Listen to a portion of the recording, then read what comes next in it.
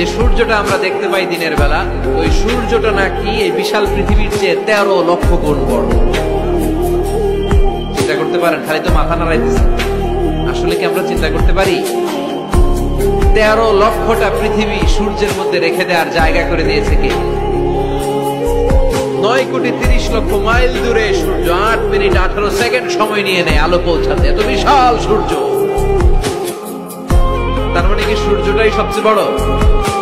এর চেয়ে অনেক বড় বড় তারা আছে। সূর্যের পরে পৃথিবীর সবচেয়ে কাছের তারার নাম প্রক্সিমা সেন্ট্রাই। গুগল করলে দেখবে যে কত তারা। এরপরে আলফা সেন্ট্রাই এ, আলফা সেন্ট্রাই বি, এইভাবে তারা সূর্যটা ক্যারিনা, ব্যাটেলজিউস। যে সূর্য পৃথিবীর চেয়ে 13 লক্ষ গুণ বড়, ব্যাটেলজিউস নামে একটা তারা আছে। ওই তারা সূর্যের চেয়ে 33 কোটি গুণ বড়। তার মানে কি ব্যাটেলজিউসই সবচেয়ে বড় তারা? এটা ছোট্ট সাইজের তারা। এইটার চেয়েও কত হাজার কোটি গুণ বড় তারা যে মহাশূন্যে আছে, তার কোন ইয়ত্তা আমাদের নাই। এরকম হাজার হাজার million trillion zillion billion octillion তারা মিলে আমাদের এই গ্যালাক্সিটা গঠিত। আমাদের গ্যালাক্সির নাম মিল্কি ওয়ে।